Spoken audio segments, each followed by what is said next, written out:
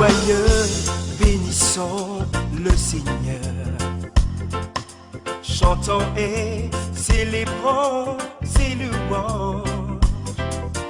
Adorons avec foi le Sauveur. Nous joignons au Seigneur. Que Deus abençoe todos. Ete nzambe apambola banso. Hoje é sábado. Lelo ezali mokolo poso. E estamos a continuar com o nosso tema. Tozali kokoba na motu ya litea na biso. Nosso tema. Motu ya litea na biso. Deixamos domingo. Otobandaki mokolo yenga. Sobre o sinal de epidemias no último tempo. Na ntina na elembo ya maladi mabe na tango na suka.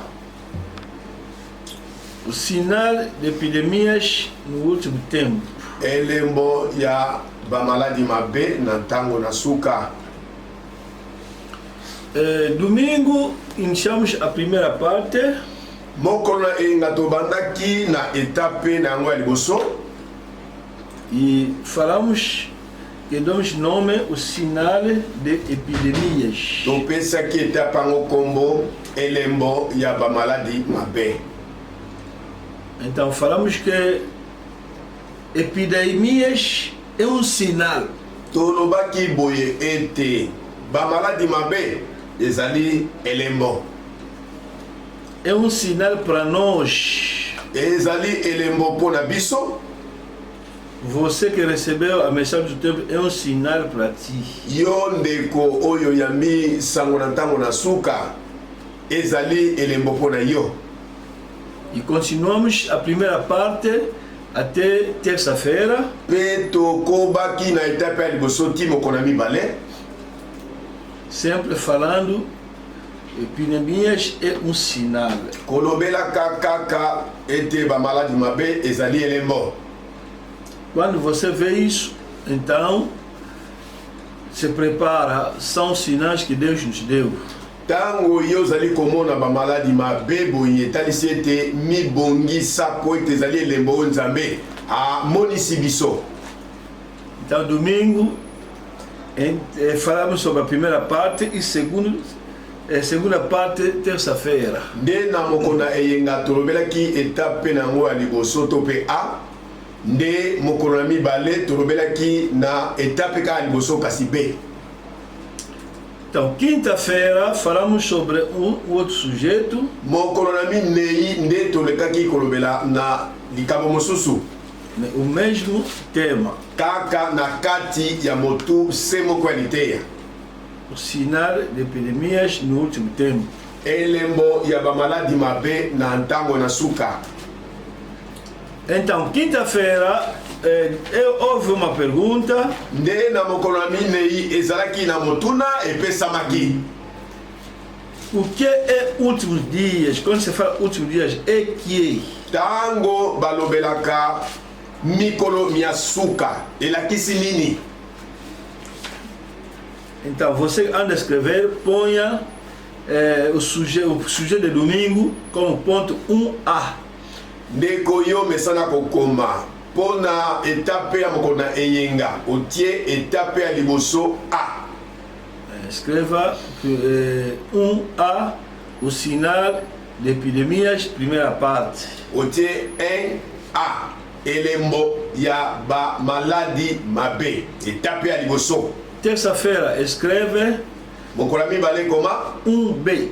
1B, os sinais de epidemias, segunda parte. elembo ya ba maladi mabe, etape na mibale. Quinta-feira, escreve ponto 2. Mokolo na minei koma etape na mibale. Escreve assim. Koma boye. O que é último dias? Nini yango mikolo miasuka? É uma pergunta. O que é últimos dias? Ezali motuna. Epai yo batuni nini yango mikolo miasuka? Então a resposta foi: eyano ezalaki. Quando a Bíblia está falando de últimos dias, está falando dos 2 dos 2 milênios, dos 2000 anos, últimos 2000 anos. Ntango Biblia ezali kolobela na ntina na mikolo ya suka etalisi ete les derniers 2000 ans. Que Deus fez, trabalhou 6 dias, o 7º dia repousou. Nzambe asalaki mokili na mikolo motoba. Nde na mokolo ya sambo Nzambe apemaki. Então, cada dia representa 1000 anos e o último dia também 1000 anos, que é milênio. Etalisi ete mokolo moko na moko ezali bambula nkoto. Pe na mokolo ya sambo Nzambe apemaki ezali pe mbula nkoto. Então, ao total, isso representa que esse mundo só vai existir durante 7000 anos. Depois acabou, Deus vai fazer outro mundo novo. Nde talisi mpona koloba ete mokili oyo ekowumela kaka bambula nkoto sambo. Soki nkoto sambo eleki to mpe ekoki, nde kuna Nzambe akoleka na kosala mokili ya sika. Porque esse primeiro mundo é o mundo de pecado. Po mokili ya liboso ezali mokili ya masumu. Hoje, agora é ponto 3. Lelo ezali etape ya misato. Ponto 3 está escrito, aí também uma pergunta. Etape ya misato ezali pe na ntina na motuna. Por que tantas doenças no último tempo? Po na nini yango ebele ya babokono na ntango na suka? No fim, vamos ler a citação de Branham. Nde na suka tokotanga ba citation ya ndeko Branham. Se acabarmos, glória a Deus. Soki tokokoka kosilisa nkembo na Nzambe. Se não acabarmos, então vamos continuar isso amanhã domingo. Soki tokoka kosilisa ngo te nde tokoleka na kokoba nango lobi lokoya mokona eyenga. Se acabar, entramos no 4º ponto. Soki esilisi wana etalisi ete na etape ya minei. Se não acabarmos, então o 3º ponto vamos prorrogar até amanhã domingo. Soki esili te wana etalisi ete etape ya misato tokokoba nango ti mokolo malobi eyenga. Vou ler Lucas 21:11. Nazali kotanga Luc 21:11. Haverá grandes terremotos, epidemias e fome em vários lugares, coisas espantosas e também grandes sinais no céu. Mokili ekoningana mingi mpe na esika maladi mabe na njala ikozala na makambo na somo na bilembo minene na likolo. Haverá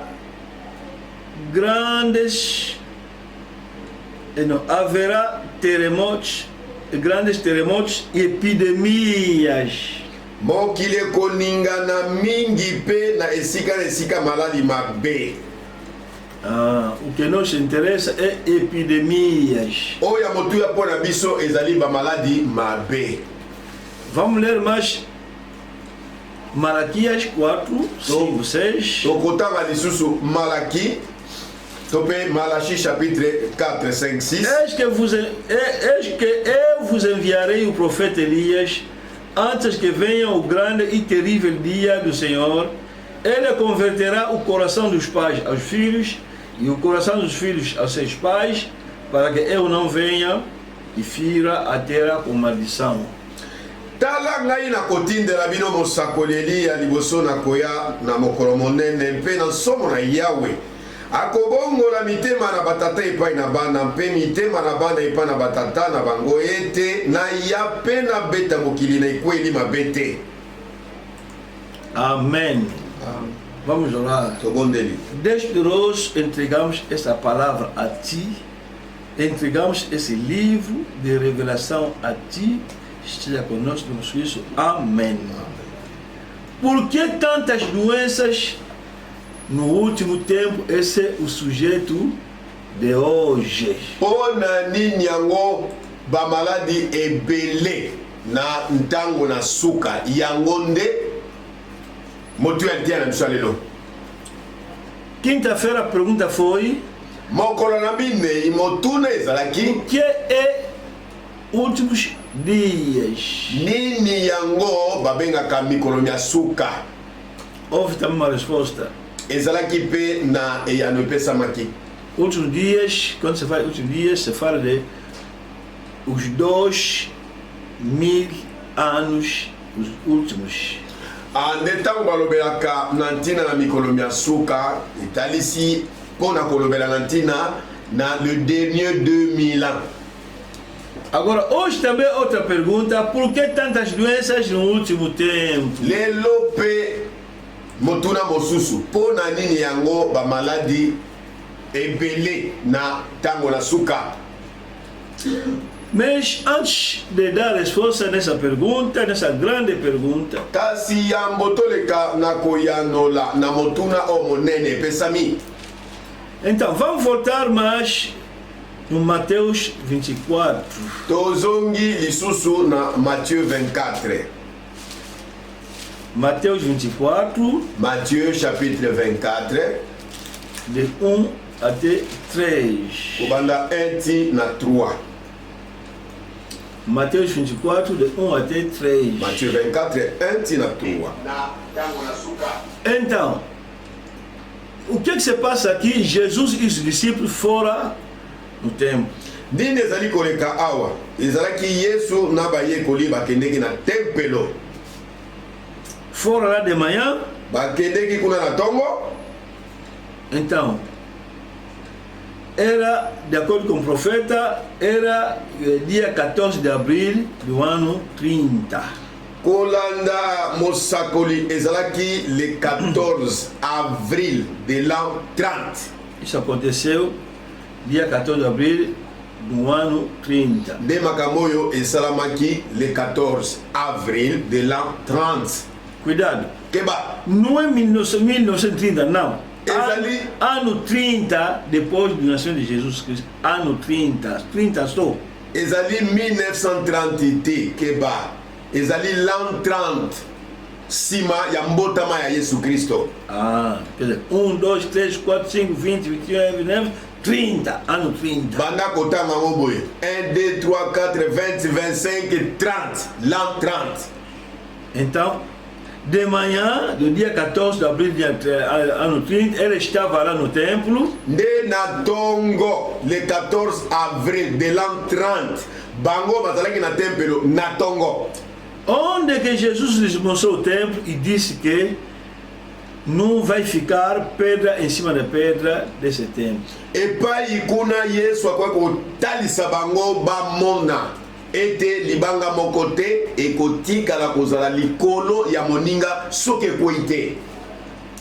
Esse templo, os franceses estão dizendo que sofremos a construir isso, e preparamos durante 40 anos, mas Jesus está dizendo que não vai ficar pedra em cima da pedra. Bota la tempelo epai wapi ba falise bazai koloba ete pona kotonga tempelo yango esengelaki bambula tuku mine to pe 40 ans. Kasi Yesu azali koyebisa bayekoli koloba ete bomoni tempelo oyo eza na libanga moko te kotika na likolo na moninga soki ekokwea nyonso te na se. Essas palavras eram duras, eram complicadas nos ouvidos dos apóstolos. Nde maloba maye ezalaki maloba penza ya makasi pe ekotisaki pena mobulu kati na matoi ya bayekoli. Saíram do templo, balongwaki na tempelo na parte da tarde, fora lá no Monte de Oliveiras. balongwaki na tempelo na biloko ya pokwa pe bakendeki kuna na ngomba na bilaya to pe olivier. Sempre dia 14 kaka na mokolo oyo ya le 14 avril, ano 30. de l'an 30. 30. De l'an 30. Então, sentaram lá no monte. Nde bafandaki kuna elongo na ngomba. E assim que disseram, bom, vamos lhe dar pergunta, já que estamos aqui, não estamos mais no templo. Nós queremos ouvir, ver claro nesse assunto. Nde kuna bayekoli bakoya koloba ete boye tango ekoki. Lokola tokutami awa biso nyonso toza na tempelo te, tokomi na tango ya kimia nde tolingi topesa motuna po apesa biso yano malamu. É daí que deram as perguntas que estão no versículo 3. De kuna epai wapa ye koli bakwa kopesa mituna o ekutami na verset 3. O versículo 1 e 2 estava de manhã e o versículo 3 era à tarde do dia 14 de abril, ano 30. Verset 1 na verset 2 ya Matthieu 24 ndezalaki na tongo, kasi verset 3 ezalaki na pokwa ya le 14 avril ya l'an 30. Vou ler aqui o profeta Abraão onde ele está a falar isso. Nazotanga awa epai wa posakoli na biso Branham azolobela yango. Le 6e sceau, O sexto selo, pregado dia 23 de março de 63, le 23 mars 63, était le 23 mars 63, 1963, em Jeffersonville. na Jeffersonville. Le 6e sceau, O sexto selo, parágrafo 148. parágrafo 148, Tradução A Voz de Deus. tradition, la voix de Dieu. Vou ler o parágrafo 148. Nazotanga paragraphe 148. Bom, arrêtons-nous là. Bom, paremos ainda aí. Ces 3 versets, en fait, Esses 3 versos de facto, ils se sont passés le mardi après-midi 4 avril de l'an 30. aconteceram na terça-feira, de manhã, dia 14 de abril de ano 30, Après Jésus-Christ. depois de Jesus Cristo. Et les 2 premiers versets sont passés à l'après-midi de 4 avril de l'an 30 et le verset 3 s'est passé mardi, soit le même jour. E os 2 primeiros versos do dia 14 de abril do ano 30 aconteceram de manhã, mas o terceiro versos ou versículo aconteceu no mesmo dia 14 de abril do ano 30, mais à tarde. Quer dizer, isso que aconteceu esse dia. Ande esalamaki na mokolo oyo ya le 14 avril. Agora, 3 perguntas estavam aqui. Mituna misato ekutamaki awa. 3 perguntas. Mituna misato. Primeira pergunta: Ya liboso. quando é que isso vai acontecer? Quando? Tango nini makambo ekosalema? Quando Tango nini? o templo não vai ficar pedra sobre a pedra. Epai wapi mabanga tempelo moko na yango te kotikala likolo ya moninga soki ekwei na mabele te nyonso. Isso está essa é a primeira pergunta que foi dada. Oyo nde ezalaki motuna ya liboso oyo epesamaki. Depois, Nsima outra pergunta. motuna mosusu elandaki. As 3 perguntas estão no versículo 3. Bamituno nyonso misato ekutami kuna na verset 3. Diz-nos quando sucederão essas coisas e é o sinal da tua vinda. Segunda pergunta: qual é o sinal da vinda?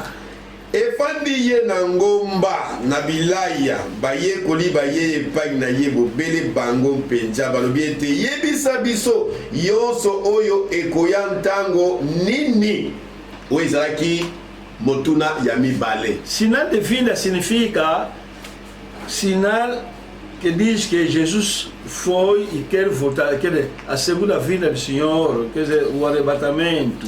Elembo ya boyeyi elingi koloba Yesu solo ayaki mpona mbala liboso, kasi etikali akwa koya mpona mbala mibale epai wapi akoya kokamata mwasi na libala oyo tobengaka enlèvement. Qual é o sinal? Sikoyo elembo nini? Sempre no versículo 3, última pergunta. Kaka na verset 3 nde motuna ya suka.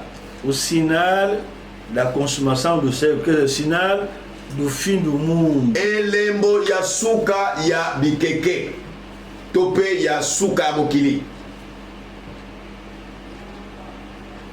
Sinal do fim do mundo. Elembo ya suka ya mokili. Mas nós aqui estamos a falar do sinal, de um dos sinais do fim do mundo. Nzoka biso awa tozali kolobela na moko ya bilembo ya ntango na suka. nós estamos falando 3 perguntas, mas no sinal só, um dos sinais do fim do mundo. tozali koyanola ntina na mituna misato te kasi tozali kolobela bobele na moko ya bilembo ya ntango na suka. Quer dizer, a profecia sobre as doenças, as epidemias, as pestes, na ntina na bamaladi mabe oyo tobengi peste epidemie. e por isso estamos a ler Lucas 21:11. yango nde tozali kotanga Luc 21:11. Haverá grandes terremotos, epidemias. ya solo mokili ekoningana pe maladi mabe ekoya na mokili bipai na E bipai fome em vários lugares. pe nzala bisika na bisika. É isso que está nos interessando a nós. yango nde eloko ya motuya mpo na biso. E por isso, nessa segunda parte, estamos a falar sobre por que tantas doenças no último tempo. yango na etape oyo biso toyali koloba boye mpo na nini yango maladi ebele mpena na ntango oyo ya suka. Por que mpo na nini tantas doenças no último tempo? Por que? ebele ya maladi na ntango ya suka mpo na nini. Então é isso que vamos falar hoje. yango nde oyo tokolobela lelo Numa outra linguagem, na elobeli mosusu.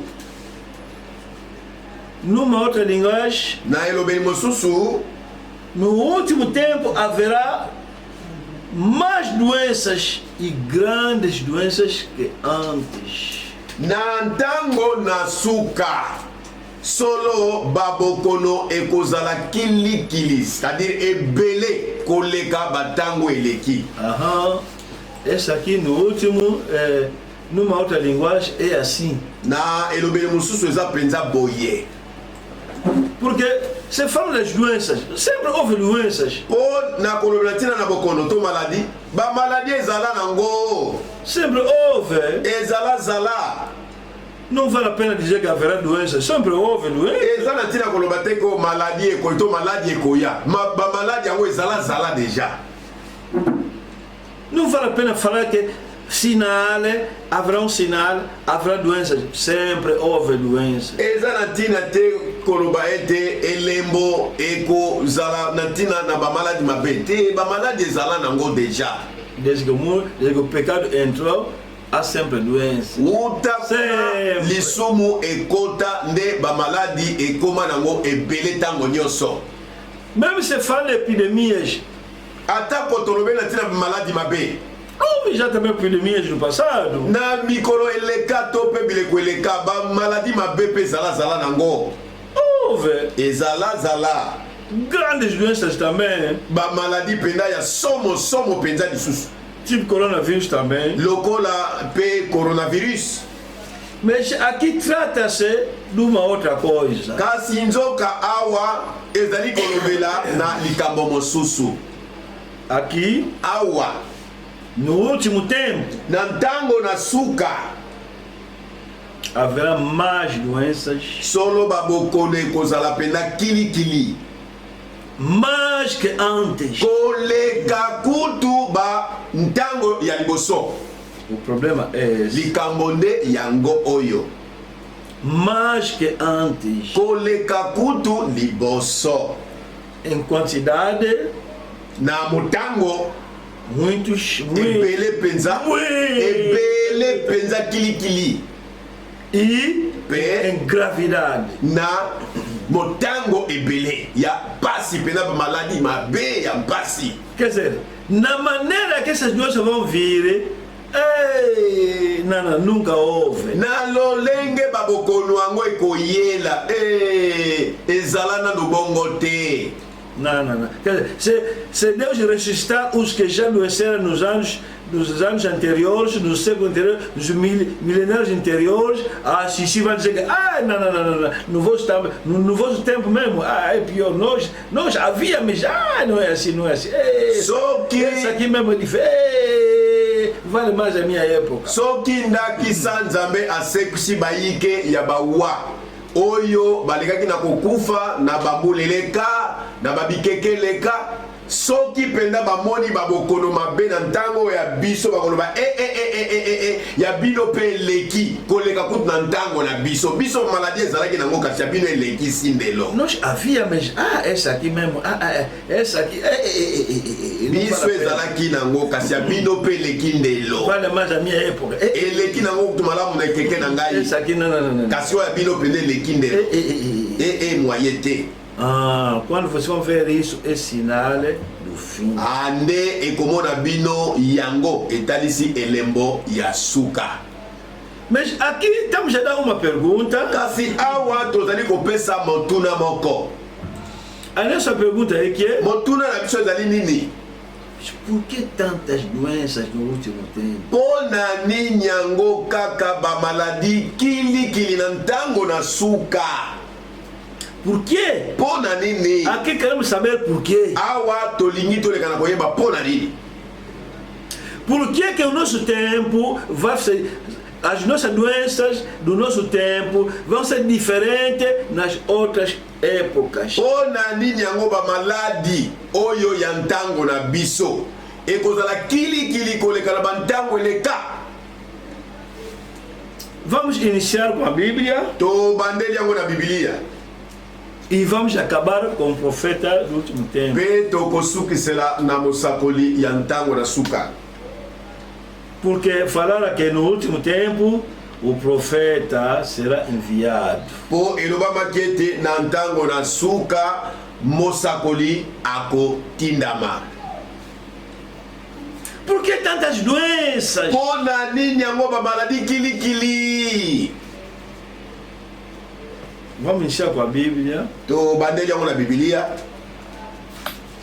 Gênesis 3. Genèse 3. Gênesis 3.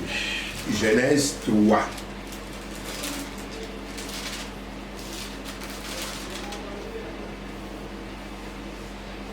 Genèse capítulo 3. Genèse chapitre 3. Em casa pode ler tudo. De 1 até 24. Aqui não temos tempo de ler tudo. Aqui se ler tudo. Vai ver o tempo, já foi.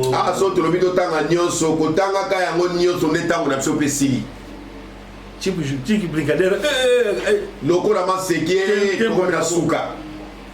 Estamos a ver num mundo de tempo. Está fazendo um trabalho assim, tanto contar minutos. Gênesis capítulo 3. Genèse chapitre 3. Deus acabou de criar o homem e a mulher. Nzambe alikina kosilisa kokela mwasi na mobali. Criou o homem. Akeli mobali. Le meteu no jardim. Atena kati na ilanga.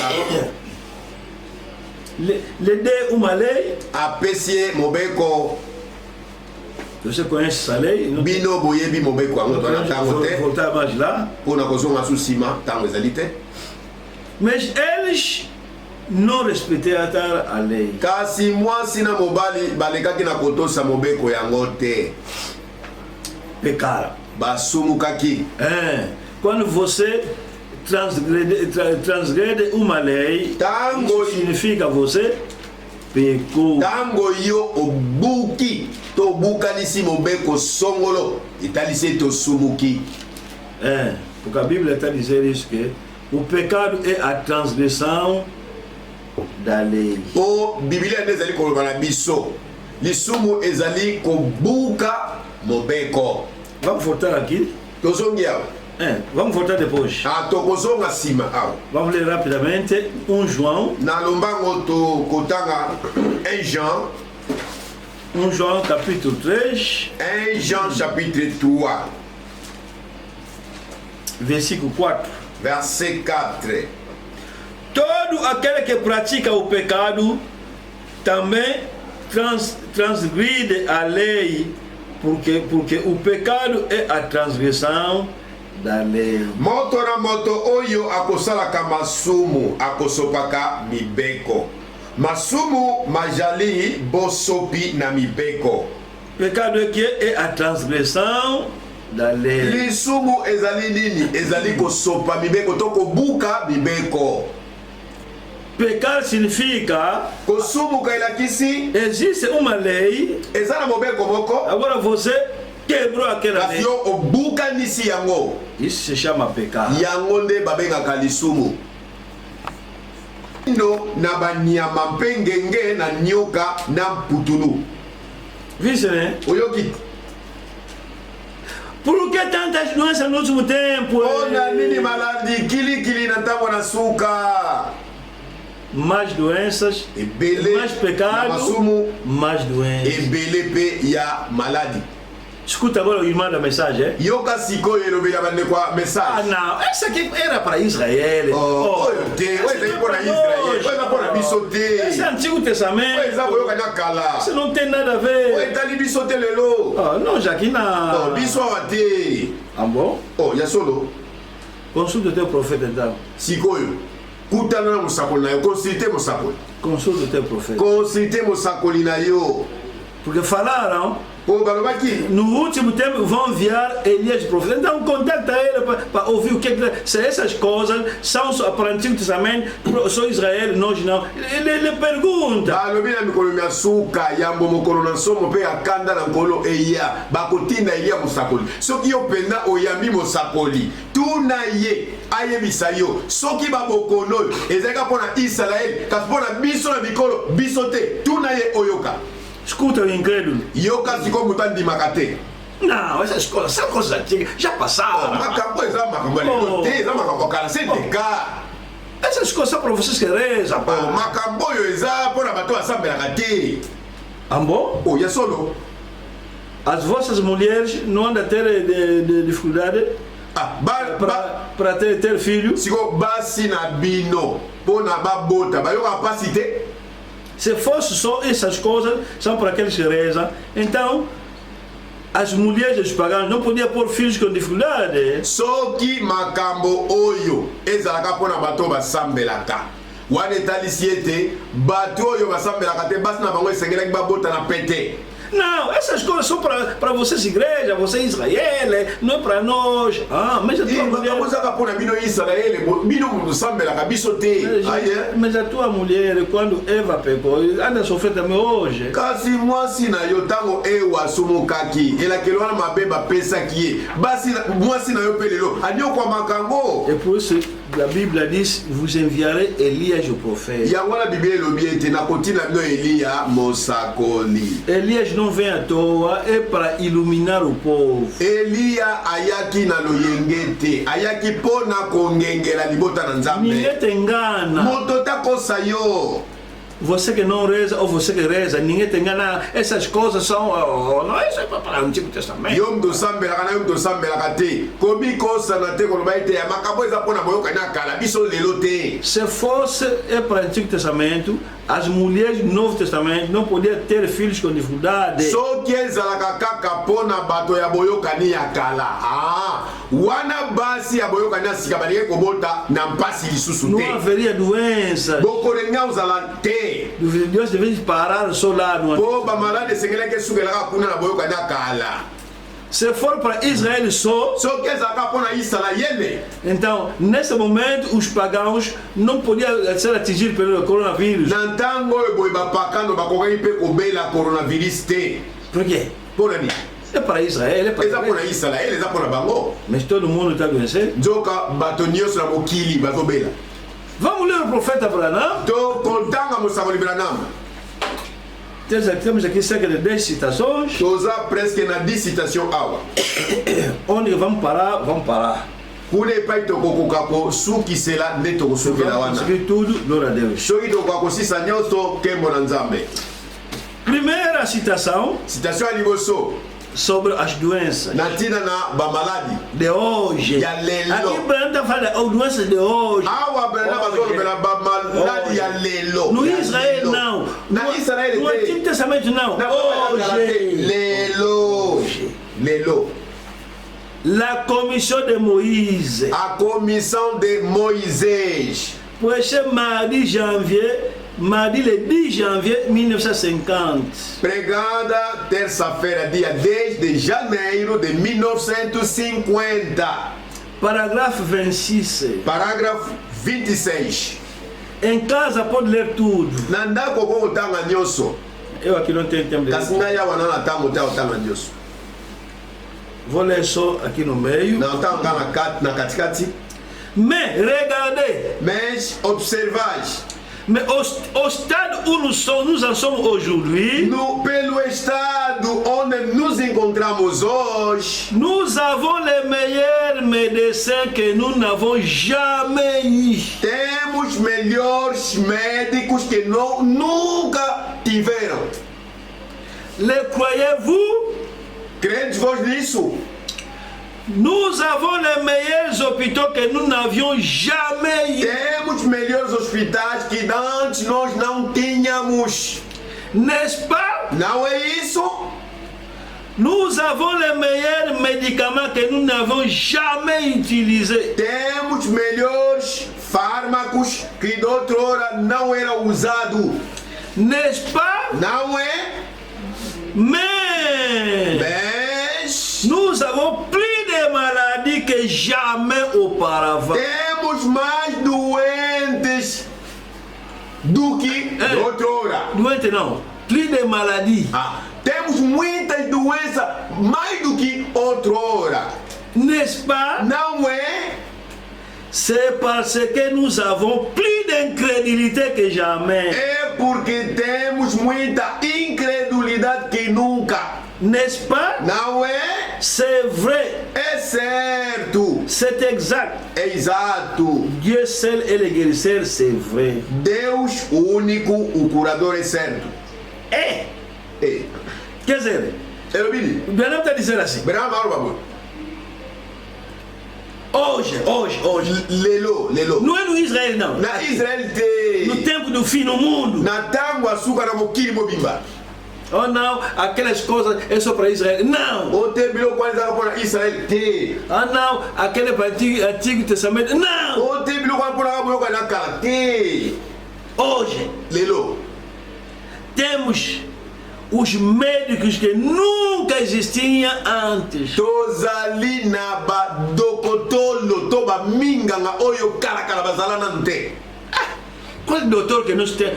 Qual doutor no time do apóstolo Pedro, no time de Davi, no time do rei Salomão é comparável hoje com o nosso doutor? Siko badokotolo nini yango oyo na ntango ya David tope na ntango ya Solomo oyo bakokana badokotolo ya biso lelo. Até não vale a pena falar no tempo de Adão. Até não vale a pena. Exato na ntango tozonga na ntango Adamo te. Os melhores hospitais, olha, esses hospitais nós temos na França, na América, onde. Que tinha esse hospital? Para o hospital, biso lelo batutoza na yango, eza na França, eza na América. Se para o hospital a nengoyo, wapi place ezala na mukili. Quando eu estava na França, estava na França, em 2007. Na 2007. Já que estava. Tinha problema de fígado. Logo nós ainda problema de abafoa. Problema de fígado, de colesterol. Natina mafuta, nanzoto. Coração. Motema. Disse bom. Me fala não, vai só na embaixada de Angola. De vai ser kende kaka na ntoma ya Angola, tope ambassade de Angola. Porque existe outra forma mais maior, mas é muito caro, vai pedir socorro na tua embaixada. Po ezana no lenge moko ya pete, kasi ya misolo mingi, de kende kuna na ambassade na ntoma ya Angola nde koyebela kuna. Uma tecnologia moderna, são capazes de mudar mesmo o coração. Tecnologia ya lelo, bazana makoki ya kokamata motema balongoli batie mususu. Muito caro. Misolebeli senga. Vai só na embaixada. Kende kaka na ambassade de Angola. Fui lá na embaixada de Angola em França. Na kende kuna na ambassade de Angola na France.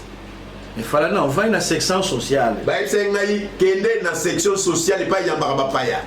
Fui lá, se o encarregado. Na kutana aqui na responsável. Diz que aqui está me dizendo que minha filha está mal e tudo agora. embaixada não pode me ajudar para uma tecnologia mais recente para não começar a vir voltar aqui. Nde na soki na responsable koloba na ye bayebisi ngai ete naza na problème ya bafwa siko na ye na ambassade na ntina ete na technologie oyo ya sika lelo basunga ngai olie ke nasala bava et vient nde nazwa réponse mbala moko.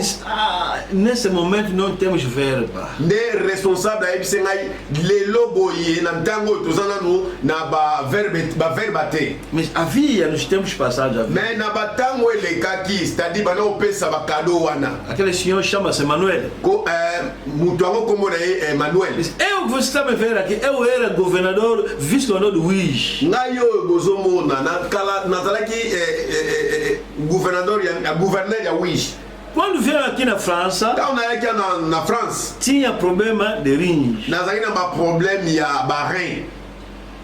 Então, me fizeram exame, tudo, mas era na conta do Estado, porque era um exame muito caro. Basalenga be examen, mas aqui na conta ya mbulamatali, po be examen ngo, ezaki très cher koleka. Ele estava me contando a mim. Ano bet la ngande di solo. Então, tinha 2 rins, mas um estava podre. Nazalaki na ba rein mibale, mais moko epolaki. Estava mal. Ezaki penda mabe. Então, o que fizeram? Me tiraram um. Não, os dois tratavam mal.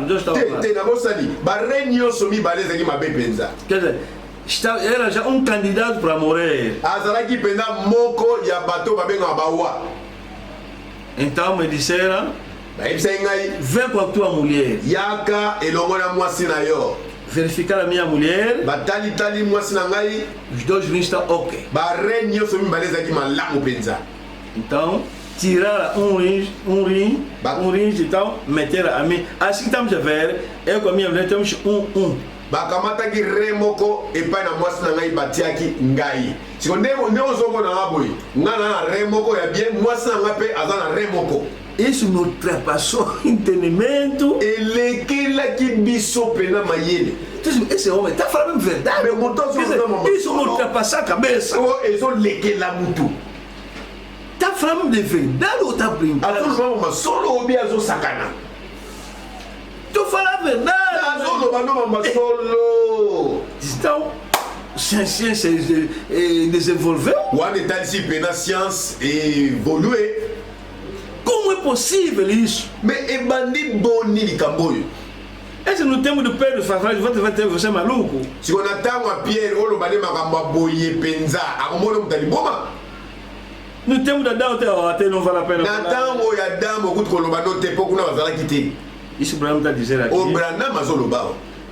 Nous avons les meilleurs médecins que nous n'avons jamais eu. Temos melhores médicos que nunca tivemos. Les croyez-vous? Crede-vous nisso? Nous avons les meilleurs hôpitaux que nous n'avons jamais eu. Temos melhores hospitais que nunca tivemos noutra hora. N'est-ce pas? Não é? Nous avons les meilleurs médicaments que nous n'avons jamais eu. Temos melhores fármacos ou medicamentos que nunca foram usados. N'est-ce pas? Não é? Mais nous avons plus de maladies. Temos muitas doenças que nunca houve antes. N'est-ce pas? Não é? Quer dizer, é o contrário. É péssimo que seja. Na época onde temos melhores médicos, melhores medicamentos, melhores hospitais, mas a doença devia ficar baixa. Volta lá na época que pai o atuzana médecin ou bazaba meilleur, ba docteur é meilleur, ba hôpital é meilleur, ba kisi kuto kutu karana ba utilisate. Mais ba nombre de maladies et c'est que les amuke. Oh, Zoka kutu disse que afinal é o contrário. E hoje, nesse último tempo, que há mais doenças, mais que antes. Lemos agora no kutu e pesibo que se ni. Kutu nele ko ya biso ne pa yuapi babo kolone toni sami meke. Koleka kutu batango eleki. Não esqueça a pergunta de hoje. Kobo sanate botuna lelo. Por que tantas doenças no último tempo? Bona nini yango maladi bele na ntango na suka. Resposta do Brahma. E ya no ya Musa Brahma. Mais nous avons plus de maladies que jamais auparavant, n'est-ce pas? C'est parce que nous avons plus d'incrédulité que jamais. Mas temos muitas das doenças hoje, mais do que antes. É porque hoje temos muita incredulidade no nosso meio. Vice, né? Omoni? Tant combattre le coronavirus, mais tant combattre mais a igreja. Bazo combattre. Vice, veja. On a solution, il y a coronavirus. Mais bazo combattre sous Jésus Christ, l'église, adoration comme ça. Bolívia. Ah, Bolívie. Uma nova lei. Mobeko Aselika. Quand je te donne uma nova lei, naquele país, ninguém pode falar de Jesus. Na mboka na Bolívie, mutu moko tako kolobasuna komba Yesu Kristo. Nem o fariseu não era assim. Eza mo fariseu azali bogote. Quer dizer, suprimir esse nome. Quer dizer, koboma penza komba Yesu Kristo. E agora se você tirar Jesus, vai meter quem? Se você bolobeli komba Yesu Kristo, vou tirar komba cientista. Yaba cientista. Isso não depende do cientista. Ezali kama cientista te. Vou ler outra brochura porque o tempo está aí. Não tá uma brochura, mas vou botar uma brochura aqui, não vou conseguir isso. Donc il não combater. Les principes de la guérison divine, esse é título de uma pregação. Os princípios da cura divina, esse é título e lité a moko. Prêché dimanche le 23, 9 mois 51. Pregado domingo, dia 23 de setembro de 1951. Parágrafo 70. Parágrafo 70. Lá em casa pode ler tudo. Una anda kugotanga nyonso. Eu vou ler só o parágrafo de baixo. Lá na otanga parágrafo AC. Nous te remercions pour tout ce que tu as fait pour l'humanité. Nós te agradecemos por tudo que tu fizeste para a humanidade. Pour les hôpitaux, pour les médecins. Para os hospitais e para os médicos.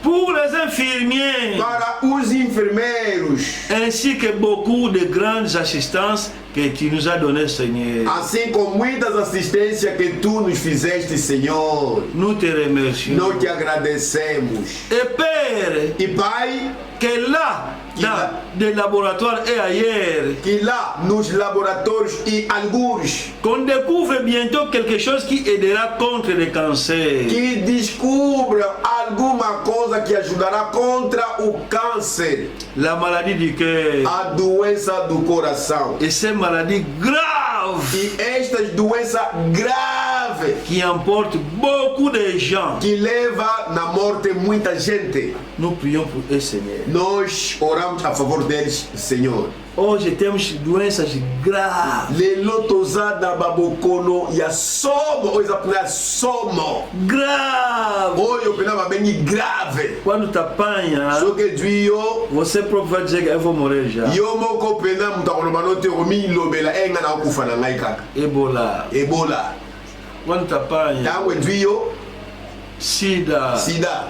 Você perde a esperança. Yo pena atakutuboni ya ukanisa susu bomo ite. Coronavirus. Você perde a esperança. Yo pena elike kenango. Branham diz. Nous prions pour eux, Seigneur. Tozo bon de la pona bango nkolo.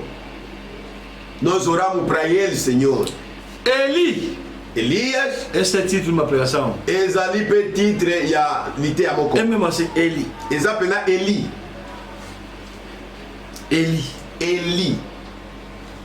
Parágrafo 42. Parágrafo 42.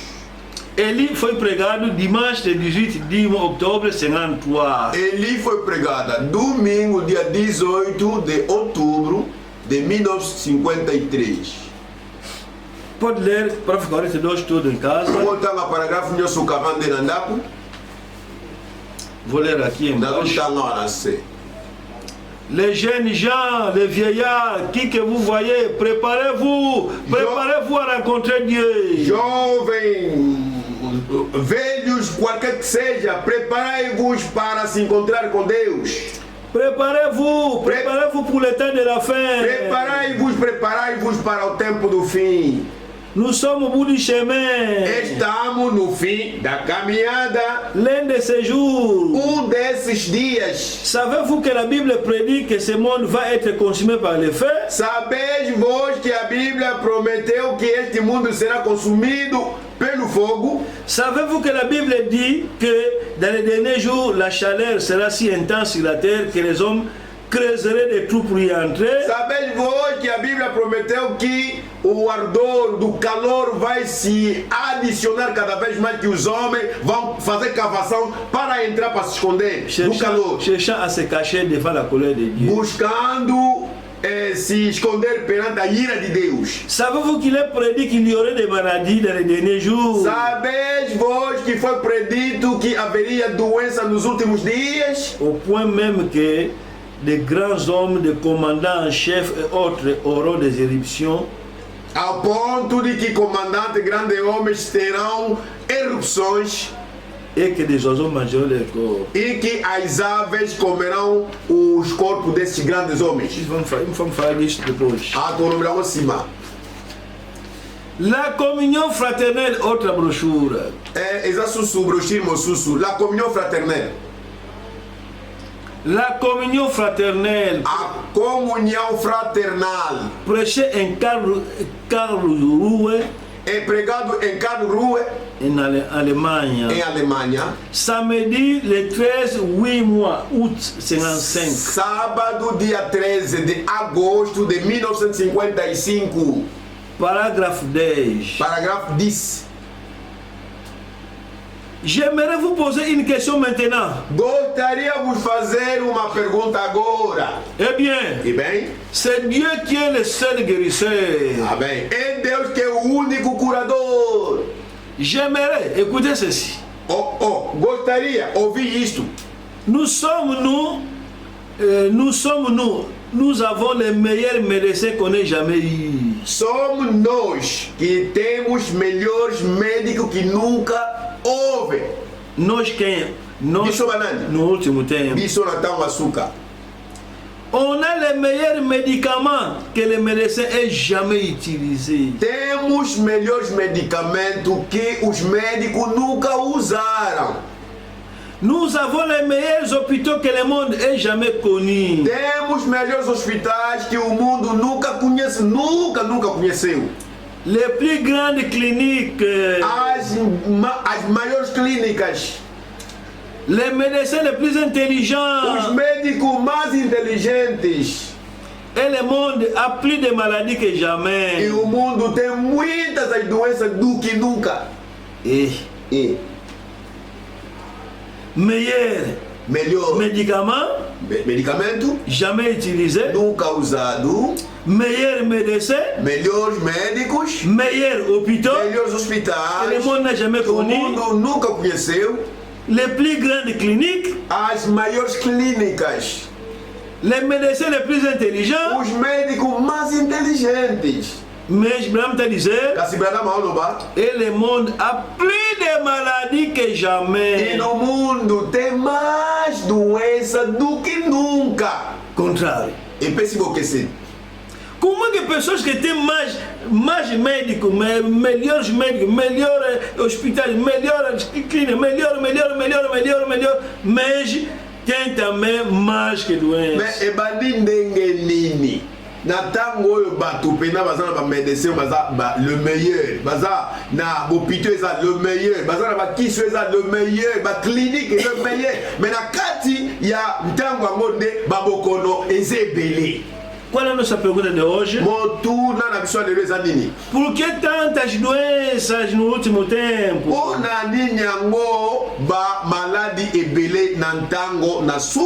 Vamos escutar a resposta do profeta. Pourquoi? Por quê? Nous avons plus de péchés. Temos mais pecados. Et plus d'incrédulité que jamais. E mais incredulidade que nunca.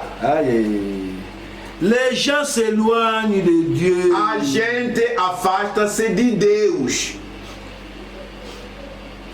Ils fréquentent l'église, les pires démons qu'il y ait. Eles frequentam as igrejas onde há mais demônios. Les démons religieux. Demônios religiosos. C'est ce qui a tué Jésus. É o que matou Jesus. C'était le groupe religieux qui voulait dire qu'il était le diable qui l'a tué. Foi o grupo religioso que queria dizer que foi o diabo que matou Jesus.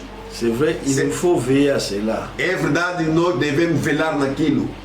Irmão, Bandeko, Sobretudo você que reza, você na mensagem, não começa a falar isso, essas coisas são, essa coisa de Israel. Mingi ndeko ya bisango na ntango tika bilobela wana o makambo eza mpona Israel, makambo eza ntango akala te. Branham disse, nous avons le plus de péchés, plus d'incrédulité que jamais. Biso tozali penda na incrédulité o eleki koleka kutu matango eleki. Le monde a plus de maladies que jamais. Pourquoi? Après cette réponse, nous avons plus de péchés, plus d'incrédulité que jamais. O mundo tem muitas doenças porque nós temos muita incredulidade, muitos pecados do que nunca.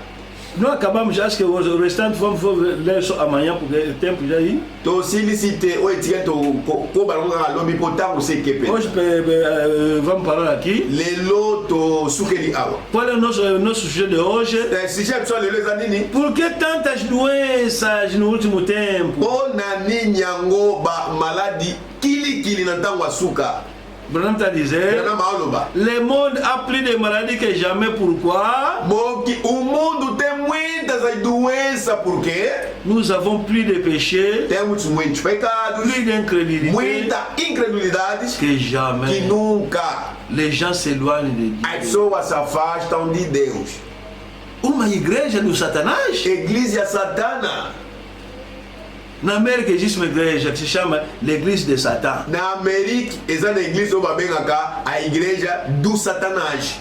E invoca Satanás. Mas é igreja mesmo, igreja. Babele na Satana. Existe uma igreja, o que pena na igreja? Você fosse na igreja. E o que na igreja? Não para adorar Jesus, mas para adorar Satanás. O que põe na kogumba mela Jesus tem que pôr na kogumba mela Satana. Na América tem. Na América existe. Veja só isso. Qual tipo de pecado é esse? Mas depois começa a estudar coronavírus, laboratório, vamos fazer vacina.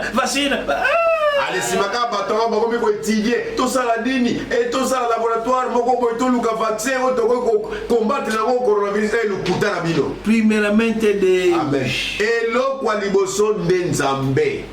Primeiramente é Deus. Moto aliboso esengeli nzambe.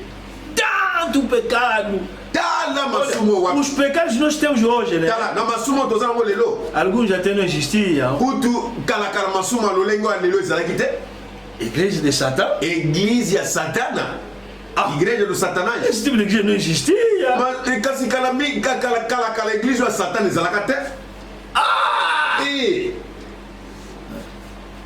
essa igreja está também no México. Igreja oia Satana, na México pesa ali. L'Église de Satan. Igreja do Satanás. Veja só o nível de pecado. Tala nível masumo bazo sala. Veja só. Botala kaka. Homem casar com homem. Mobali azobala na mobali vai na igreja. Baque na igreja. Mulher com mulher. Moça abali na moça. O pastor também abençoa. O cambi pete ba uma boca. Veja só essas coisas, gente. Tala nan makamba boye. Veja só. Botala kama kamba boye. É muito terrível. Vamos continuar amanhã. Hoje foi parte A. Lelo exalaki parte A. Escreve. Como? Por que tantas doenças? Escreve primeira parte. Como étape à liboso. 3A, primeira parte. 3A, étape à liboso. E amanhã vamos continuar. 3B. 3B. Segunda parte. Deuxième partie. Por que tantas doenças? A razão é que porque há mais pecado. Muito.